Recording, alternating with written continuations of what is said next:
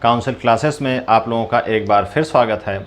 हम लोग करंट की क्लास कर रहे हैं, उसी क्लास में हम लोग कंटिन्यू करते हैं। करंट की क्लास में आज हम लोग एक अलग टॉपिक देख रहे हैं, उत्तर प्रदेश विशेष। उत्तर प्रदेश विशेष के संदर्भ में उत्तर प्रदेश की जो भी वैकेंसी आती है, खास करके यूपी पेट का जो है, यूपी SSSC द्वारा जो पेट का एग्ज़ाम होता है, यूपी RO ARO और जितने भी इस समय एग्ज़ाम आयोजित कराए जा रहे हैं, सब में यूपी विशेष के प्रश्न जरूर आते हैं। यूपी विशेष में जो भी प्रश्न आते हैं वो दो तरीके के होते हैं। एक होता है करंट का टॉपिक और दूसरा उसका सैद्धांतिक थ्योरेटिकल प्रश्न होता है, जो परमानेंट होता है, वो प्रश्न आते हैं। तो थ्योरेटिकल जो परमानेंट जो प्रश्न हैं उनकी क्लास हम लोग आगे कंटिन्यू करेंगे। आज हम लोग करंट की क्लास के ही अंतर्गत यूपी विशेष में देख रहे हैं कि इस पिछले 6 महीनों में उत्तर प्रदेश में जो भी करंट के टॉपिक आए हैं, जो भी करंट के प्रश्न हैं, जो भी करंट की जानकारियां हैं, उसको हम लोग यहाँ पर साझा कर लेते हैं। आइए सीधे देखते हैं। सबसे पहले हम लोग देखते हैं उत्तर प्रदेश शीर्ष चीनी उत्पादक राज्य जो 2023। उत्तर प्रदेश 2023 में पूरे देश में शीर्ष चीनी उत्पादक राज्य बन गया है। हालांकि पहले काफ़ी समय से चीनी उत्पादक राज्य में उत्तर प्रदेश का प्रथम स्थान रहा है, लेकिन सन 2022 में महाराष्ट्र पहले स्थान पर हो गया था, उत्तर प्रदेश चीनी उत्पादन में दूसरे स्थान पर हो गया था। महाराष्ट्र 2022 में पहले स्थान पर हो गया था और उत्तर प्रदेश दूसरे स्थान पर। इस समय सन 2023 में उत्तर प्रदेश चीनी उत्पादन के मामले में अब फिर प्रथम स्थान पर हो गया है और महाराष्ट्र अब दूसरे स्थान पर है। दोनों राज्यों की एक रेस लगी रहती है। अगर आपको विकल्प में आते हैं चीनी से संबंधित, चाहे गन्ने का प्रश्न हो, चीनी मिलों की बात हो, चाहे चीनी उत्पादन की बात हो, महाराष्ट्र और उत्तर प्रदेश यही दो आगे पीछे चलते हैं। ज़्यादातर में उत्तर प्रदेश ही आगे है और इस समय जो प्रश्न बना है चीनी उत्पादन के मामले में, उसमें उत्तर प्रदेश पहले स्थान पर है, महाराष्ट्र दूसरे स्थान पर है। इसे में हम लोग देख लेते हैं कि गन्ने उत्पादन की क्या स्थिति है।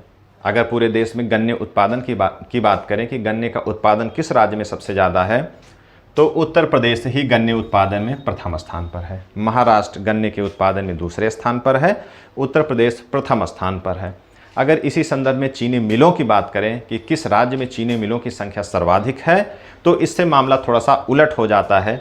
महाराष्ट्र में चीनी मिलों की संख्या सर्वाधिक है, 246 है, जबकि उत्तर प्रदेश में चीनी मिलों की संख्या 157 है। आप देख रहे हैं इन दोनों में एक प्रकार की रेस लगी हुई है। गन्ना सर्वाधिक उत्तर प्रदेश में होता है, चीनी सर्वाधिक उत्तर प्रदेश में होता है, लेकिन चीनी मिलों की संख्या महाराष्ट्र में सर्वाधिक है। आइए देखते हैं दूसरा प्रश्न।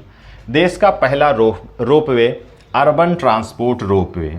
रोपवे यहाँ पर हैं, छोटे छोटे रोपवे हैं जो पर्यटन स्थल हैं, वहाँ पर रोपवे बने हुए हैं। लेकिन अगर ट्रांसपोर्ट की बात की जाए, खास करके अर्बन जो नगरीय ट्रांसपोर्ट सिस्टम है उसमें अगर बात की जाए, तो देश में पहला अर्बन ट्रांसपोर्ट रोपवे वाराणसी में बन रहा है। कहाँ बन रहा है? वाराणसी में बन रहा है। ये वाराणसी में, ठीक है। पहला देश का पहला रोपवे अर्बन ट्रांसपोर्ट रोपवे के मामले में आप ध्यान दे लें कि कहाँ है, वाराणसी में है। आइए देखते हैं। एम्स की तर्ज पर अखिल भारतीय आयुर्वेद संस्थान, जैसे एम्स हैं सारे राज्य में, क्या देश में, एक नई दिल्ली में है, यहाँ पर रायबरेली, उत्तर प्रदेश में रायबरेली में भी है, तो उसी प्रकार से चंडीगढ़ में भी है। इसी प्रकार से एम्स की तर्ज पर एक अखिल भारतीय आयुर्वेद संस्थान, अखिल भारतीय आयुर्वेद संस्थान की स्थापना की गई है। कहाँ पर? वाराणसी में।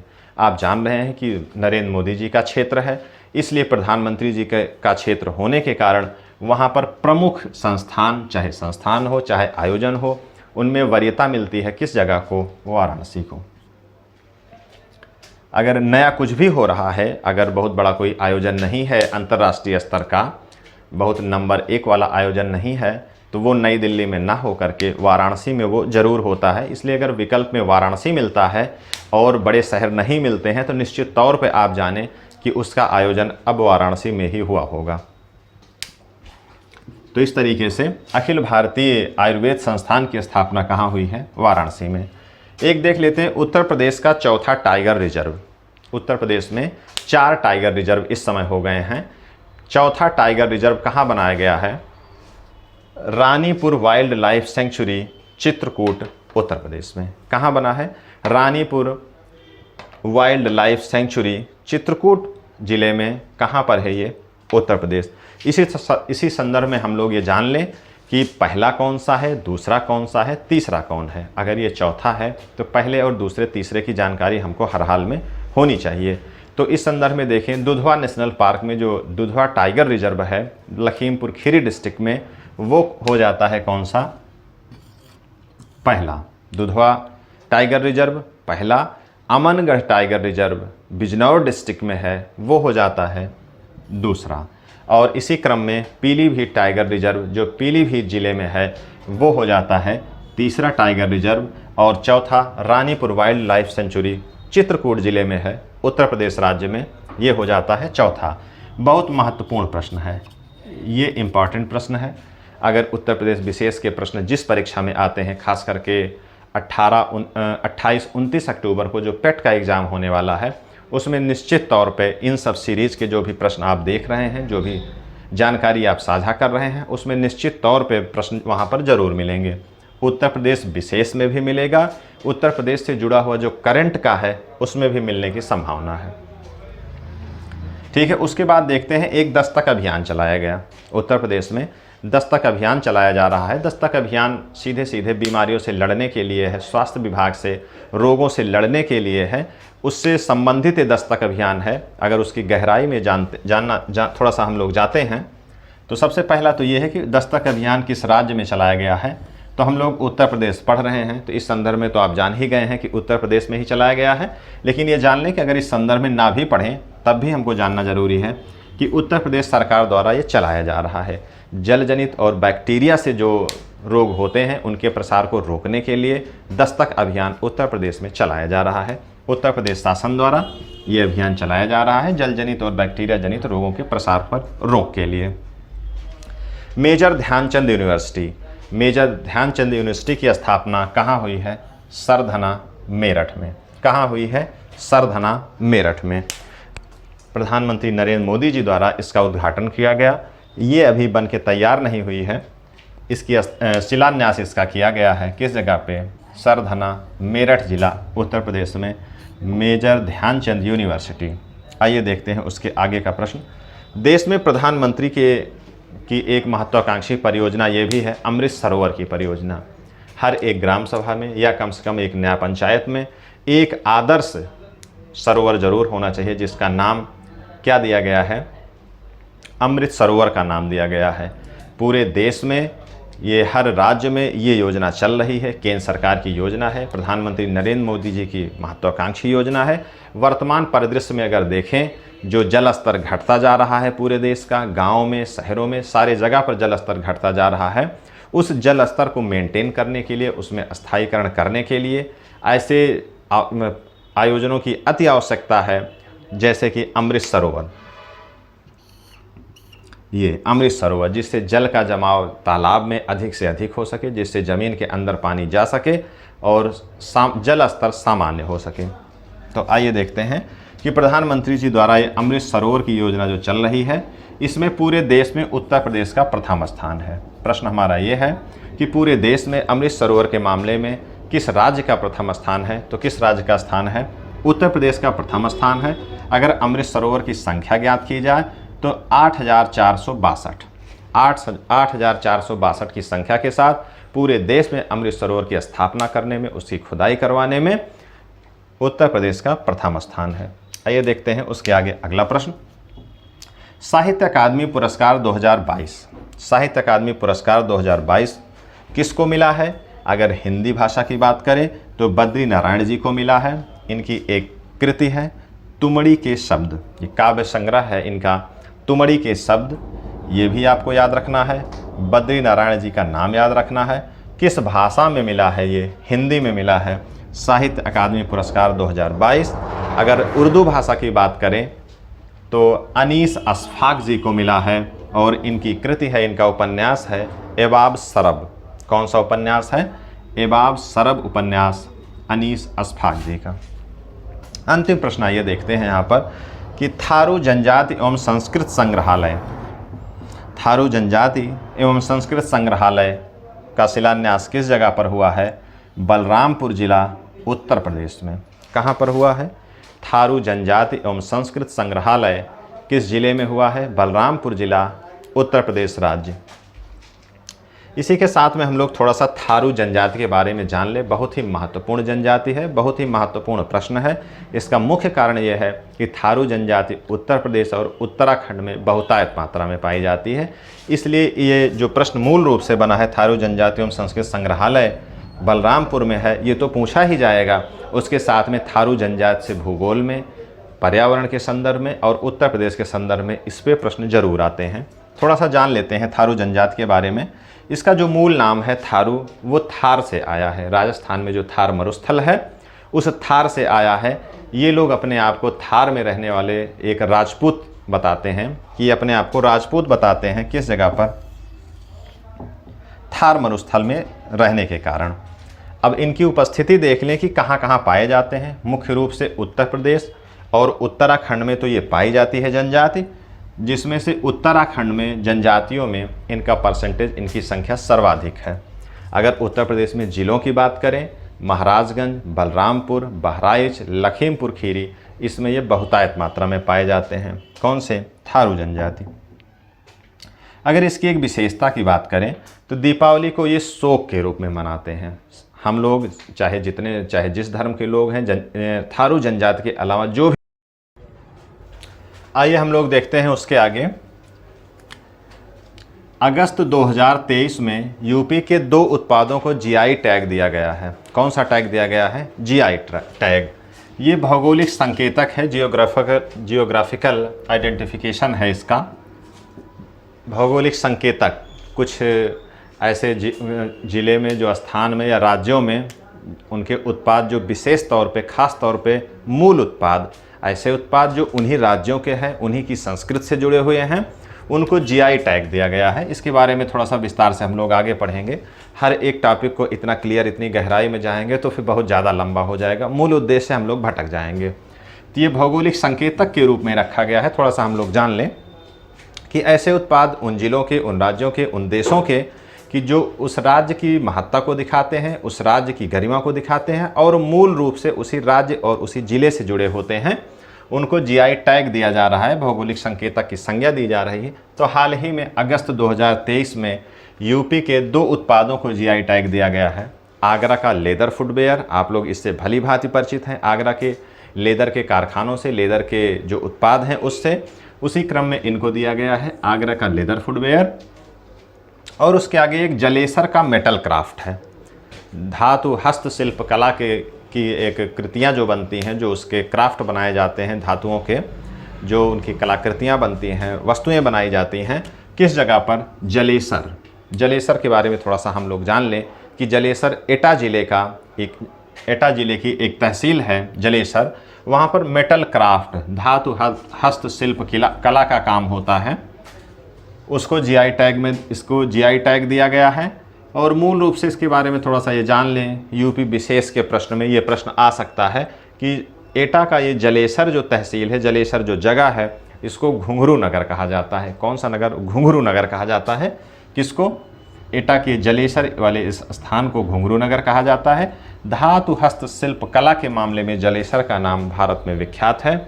इसलिए जलेसर के मेटल क्राफ्ट को और आगरा का लेदर फुटवेयर को जीआई टैग प्रदान किया गया है इसी महीने। ठीक है, उसके आगे हम लोग देखते हैं। जुलाई 2023 में देश के पहले वैदिक थीम पार्क का उद्घाटन कहाँ किया गया है? नोएडा, यूपी में। वैदिक थीम पार्क का उद्घाटन कहाँ किया गया है? नोएडा, यूपी में। उसके बाद देखते हैं, उत्तर प्रदेश के सरकारी स्कूलों को कारपोरेट जैसी सुविधा देने के लिए उत्तर प्रदेश सरकार ने एक प्रोजेक्ट लॉन्च किया है, प्रोजेक्ट अलंकार। कौन सा?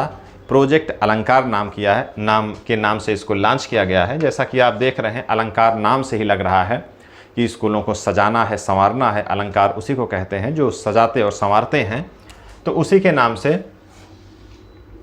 प्रोजेक्ट अलंकार का एक प्रोजेक्ट शुरू किया गया है, एक योजना शुरू की गई है। मूल उद्देश्य उसका क्या है? उत्तर प्रदेश के सरकारी स्कूलों को कारपोरेट जैसी सुविधा, मतलब एडवांस और स्मार्ट एकदम, जैसे कि प्राइवेट विद्यालय दिखते हैं, उस तरीके से बनाने के लिए प्रोजेक्ट अलंकार, इसी बारे में हम लोग एक जानकारी और जान लें कि ये मूल रूप से माध्यमिक स्कूलों के लिए है। ऐसे जो बेसिक स्कूल हैं, जो प्राइमरी स्कूल हैं, उनसे ऊपर की जो क्लासेज हैं, माध्यमिक के जो स्कूल हैं, उनके लिए प्रोजेक्ट अलंकार चलाया गया है। उद्देश्य क्या? जो उसकी अवस्थापना सुविधाएं हैं, बेसिक इंफ्रास्ट्रक्चर है, बिल्डिंग या अन्य जो सारी सुविधाएं हैं पढ़ाई के अलावा, वो सारी सुविधाओं के लिए कि अच्छी बिल्डिंग दिखे, अच्छे पार्क दिखे, अच्छे मैदान दिखे, वहाँ पर क्लासरूम अच्छे हों, स्मार्ट क्लास हो, स्कूल एकदम प्राइवेट विद्यालय जैसा दिखे, उसके लिए चलाया गया प्रोजेक्ट अलंकार। और बेसिक विद्यालयों में इसी के समतुल्य एक प्रोजेक्ट चल रहा है, ऑपरेशन कायाकल्प। उसका क्या नाम है? ऑपरेशन कायाकल्प। बेसिक विद्यालय का मतलब है कि कक्षा 1 से 8 तक के विद्यालय, ऐसे सरकारी स्कूल जो कक्षा 1 से लेकर के 8 तक चलते हैं, वो बेसिक विभाग के अंतर्गत आते हैं। उनमें अवस्थापना सुविधाओं का विकास किससे किया जा रहा है?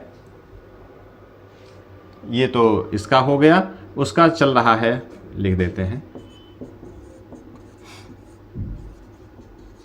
ऑपरेशन कायाकल्प। सीधे जान लें कि बेसिक इंफ्रास्ट्रक्चर का निर्माण के लिए ऑपरेशन कायाकल्प बेसिक स्कूल में और माध्यमिक स्कूलों में प्रोजेक्ट अलंकार। आइए देखते हैं अगला प्रश्न। देश का डिजिटल हेल्थ कार्ड बनाने वाला पहला राज्य कौन सा है? उत्तर प्रदेश। पूरे देश में डिजिटल हेल्थ कार्ड बनाने का जो काम किया है सबसे पहले, वो भारत के उत्तर प्रदेश राज्य ने किया है। डिजिटल हेल्थ कार्ड बनाने वाला पहला राज्य है उत्तर प्रदेश। भारतीय हॉकी खिलाड़ी के नाम से एक अभी स्टेडियम का निर्माण किया गया है। उस स्टेडियम में उनके नाम से उस स्टेडियम का रखा गया है। नाम कौन सा है? ये जान लें कि हॉकी खिलाड़ी हैं रानी रामपाल, महिला हॉकी खिलाड़ी हैं। रानी रामपाल जी के नाम से एक स्टेडियम का निर्माण किया गया है, उनका नाम रखा गया है रानी गर्ल्स हॉकी टर्फ। जो मैदान का नाम है, स्टेडियम का नाम है, वो है रानी girls hockey turf, Rani Rampal ji के नाम पे है। ये रायबरेली उत्तर प्रदेश में स्थित है। उसके आगे देखते हैं, हजारों वर्षों पुराने प्रागैतिहासिक शैलचित्र के अवशेष। हजारों वर्षों पुराने प्रागैतिहासिक शैलचित्र के अवशेष कहाँ पर मिले हैं? भौरी पहाड़ी, चित्रकूट में। कहाँ पर मिले हैं? चित्रकूट में। हर जगह अगर खुदाई कर दी जाए तो पूरे देश में, पूरे राज्यों में हर जगह इन सब के अवशेष हर जगह मिलते रहते हैं। मिलना तो बहुत अच्छी बात है, लेकिन ये सिरदर्द हम अभ्यर्थियों के लिए, हमारे लिए, आपके लिए सिरदर्द बनता रहता है कि अभी एक नई जानकारी आ गई है, इसको भी ऐड करें। उसी में कन्फ्यूजन होता रहता है कि कहाँ मिल गया, ये कैसे मिल गया। फिलहाल जो भी मिला है वो मिलता रहेगा, लेकिन हम लोगों को जो पढ़ना है वो हम लोग पढ़ते रहें। कौन सा है? कि हजारों वर्षों पुराने प्रागैतिहासिक शैलचित्र, भौरी पहाड़ी, कौन सा जिला है? चित्रकूट। भौरी पहाड़ी के नाम से एक पहाड़ी है, चित्रकूट जिला, उत्तर प्रदेश। तो इस तरीके से ये उत्तर प्रदेश विशेष के करंट से संबंधित ये प्रश्न हो गए। उससे एक प्रश्न इससे जुड़ा नहीं है, करंट का ही है, मुझे लगा कि इसको भी शामिल करना आवश्यक है। थोड़ा सा महत्वपूर्ण प्रश्न है भारत के भौगोलिक संदर्भ से और करंट के प्रश्न दोनों के संदर्भ से, इसको जानना आपको बहुत ज़रूरी है। मई 2023 में कश्मीर के बाद भारत में लिथियम का एक और भंडार देखा गया है। फरवरी 2023 में कश्मीर में लिथियम का एक भंडार देखा गया कि जिससे भारत में जो लिथियम की कमी है, जो हम लोग लिथियम का आयात करते हैं, उसकी कमी शायद इससे पूरी हो जाए। कश्मीर में जो लिथियम का अगर उत्पादन किया जाए तो उसकी जो आयात करने की हमारी समस्या है वो शायद समस्या कम हो जाए या ख़त्म हो जाए। उसी क्रम में डेगाना राजस्थान में एक दूसरा लिथियम का भंडार पाया गया है। अभी जब उसकी खुदाई होगी तब उसका उत्पादन होगा, तब जाकर के उसका कुछ कार्यक्रम किया जा सकेगा। जानकारी हम लोग ये जान लें, कश्मीर में एक लिथियम का भंडार पाया गया है। उसके बाद अब दूसरा भंडार कहाँ मिला है? डेगाना राजस्थान में। लिथियम के उत्पादन में विश्व में अगर हम बात करें तो चिली प्रथम स्थान पर है उत्पादन और भंडार में। उत्पादन में नहीं, भंडार की अगर बात है, क्योंकि हम जो प्रश्न देख रहे हैं, जो सवाल देख रहे हैं, वो भंडार के संदर्भ में है। तो भंडार के क्रम में चिली विश्व में प्रथम स्थान पर है। और अगर भारत में देखें तो इसका कोई स्थान नहीं है, क्योंकि यहाँ पर उत्पादन होता ही नहीं है। अब दो भंडार मिले हैं, कौन से? एक कश्मीर में, एक डेगाना राजस्थान में। लिथियम की आवश्यकता के बारे में हम लोग समझ लें। जो रिचार्जेबल बैटरी होती है, जो कार में, मोबाइल में, सारी जगह जो बैटरी लगती हैं, उसमें लिथियम की अति आवश्यकता होती है। इसलिए लिथियम की वर्तमान जो परिदृश्य अगर हम देखें, जो इस समय का समय चल रहा है, उसमें लिथियम एक महत्वपूर्ण तत्व हो गया है। इसीलिए इसकी महत्ता को देखते हुए लिथियम को सफ़ेद सोना कहा जा रहा है। क्या कहा जा रहा है? सफ़ेद सोना। अगर ये प्रश्न बनता है कि सफ़ेद सोना किसे कहा जा रहा है, तो वो क्या है? लिथियम ही है। तो ठीक है, तो ये रिचार्जेबल बैटरी में और इस तरीके के बैटरी से संबंधित जो भी हैं, लिथियम आयन के नाम से आप लोग परिचित होंगे, तो उनका बहुतायत मात्रा में प्रयोग होता है। हम लोग लिथियम का अभी उत्पादन बहुत न्यून मात्रा में करते हैं। जो भी आवश्यकता हमको होती है वह आयात के माध्यम से ही हम लोग लिथियम की ज़रूरतों को पूरा करते हैं। इस तरीके से करंट की क्लास, आज की क्लास यहाँ पर ख़त्म होती है। कैसा लगा वीडियो, कमेंट सेक्शन में आप ज़रूर बताएं। अगर आपको अच्छा लगता है तो हमारे चैनल को सब्सक्राइब भी करें। क्या सुझाव हैं, क्या कैसे इसको और अच्छा किया जा सकता है और किन क्लासेस की ज़रूरत है, उसको हम लोग देखेंगे। आप लोग कमेंट में उसका सुझाव देंगे तो उसको हम लोग ज़रूर देखेंगे। और निश्चित तौर पे आप लोग ये जान लीजिए, एकदम अपने मन में आप बैठा लीजिए कि उत्तर प्रदेश विशेष के जो भी प्रश्न यहाँ पर आपको बताए गए हैं, जो भी जानकारी आपसे साझा की गई है, वो एक एक लाइन डिट्टो, पूरी की पूरी लाइन, हर एक परीक्षा में कम से कम 2 प्रश्न इससे ज़रूर आएंगे। और हर एक परीक्षा में उत्तर प्रदेश विशेष का स्थान बढ़ता ही जा रहा है और उसका स्थान निश्चित भी है। और वर्तमान जो परिदृश्य परीक्षा का है, जैसा पैटर्न बदल रहा है, उसमें उत्तर प्रदेश के प्रश्न ज़रूर आएंगे। ठीक है, इस तरीके से हमारी वीडियो आज की क्लास हमारी ख़त्म होती है। आप सबको शुभकामनाएं। धन्यवाद।